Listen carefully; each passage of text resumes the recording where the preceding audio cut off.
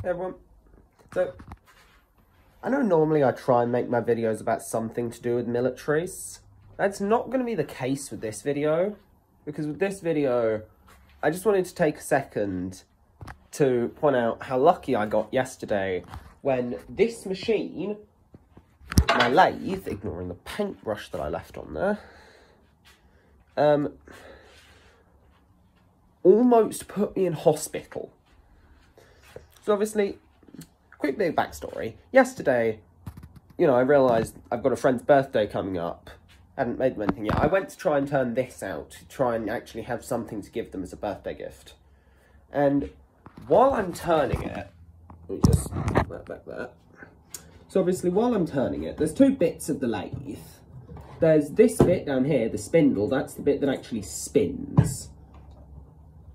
That is connected to a very powerful motor, variable speed, but when that's going, it goes quick and you really don't want to touch it. So obviously we put the wood on there, and then there's this bit, the centre. Now the centre is just what stops the wood from going like that and just flying off. So obviously, I've got all this on yesterday. Obviously that was significantly tighter. Like there should be no movement. There should be zero play in any of this. Obviously, I am gonna loosen the centre a bit just to try and show you guys what happened. But yesterday when I was turning, it's all normal, business as usual. I've got my tool like that engaged with the material to try and take wood off, and then randomly, I don't know if it like kicked the centre back or something, but it started going like that randomly when I turned the speed up, because I turn the speed up usually to try and get like ridging out so I can have it more smooth. But when I turned the speed up, it went like that, and I can see looking at the wood what happened. It seems like the centre almost like partially tore through the wood, but it went like that. And within the span of about 2 seconds, me turning the speed up and getting back in front of it so I can see, it went like that. And if anyone sees the problem here, congrats, you've clocked it about the same time I did, is when the wood is about there. Because that is spinning at its absolute top speed, and this has just come flying off. So it came up like that, directly at like my face and my neck. This thing doesn't weigh a lot, but it is pretty dense and also has some pretty sharp-ish corners. So when this came flying up like that, it hit there at first. It hit like there, like on my jaw. So I got hit along here on my top lip, and then my entire lower jaw just was absolutely smashed by this immediately. It's perfectly fine, nothing's broken, there's no cuts or anything. It just caught me massively off guard, and obviously that came up like that. Except because this end as well is like that, and that's got momentum behind it. It caught like that. So I got hit in the jaw with this end, and then this end came down, and the edge, the sharper edge, came down and whacked me right there. So you can see just below my neck and just there where my finger is my collarbone.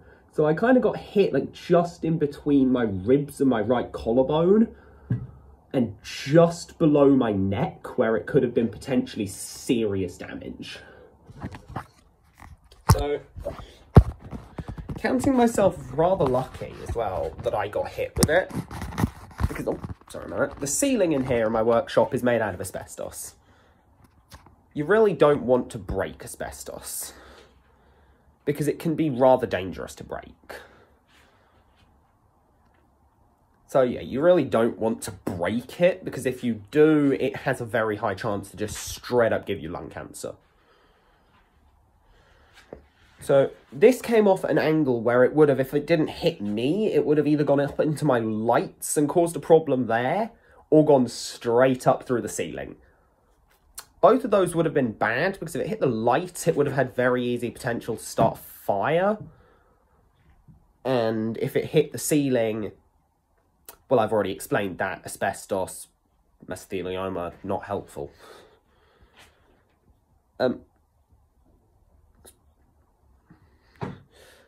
So, I also would like to point out where it hit me is also incredibly lucky.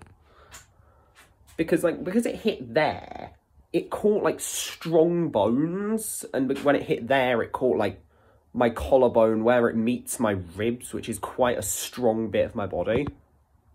But you can see there's a faint red patch there. If you guys can see, it's quite faint from where it hit me. But because of where it hit, it caught some of the stronger bones in my body. And obviously I drink a lot of milk, so I have a lot of calcium to make my bones a lot stronger. So where it hit was quite lucky, because if it hit a couple of inches higher, it could have hit like there. That would have been most likely a concussion and potentially skin breaking. And if it hit even a couple of inches lower, it could have hit me straight in the neck. Hell, even this end, the top end, the bit that hit me in the collarbone, if that had have come down slightly differently, that could have hit me in the neck as well. And if it hit me in the neck, that could have very easily potentially killed me. So, counting myself lucky to be still able to record this video for you guys. And just a reminder, if you do own one of these things, be careful with it, because they are a lot more dangerous than we think. Hope you guys have enjoyed, and I'll see you next time.